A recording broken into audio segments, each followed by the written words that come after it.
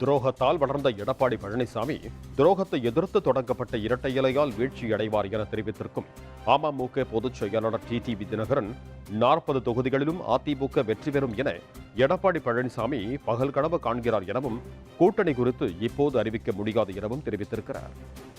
எல்லோருக்கும் துரோகம் செய்தாரோ சொல்லுவாங்க, நம்ம ஊர்ல ஆட்டை கடிச்சு மாட்டை கடிச்சு கடைசியா பாதுகாத்தவர்களையும் கிடைச்சிருக்காரு.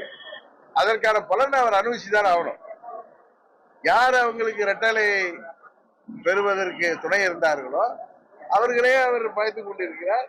அதனால என்ன வேணாலும் நடக்கும். இன்றைக்கு பழனிசாமி கையில் அகப்பட்டு கொண்டிருக்கிற இரட்டையில சின்னம் பலவீனம் அடைஞ்சிட்டு இருக்கு.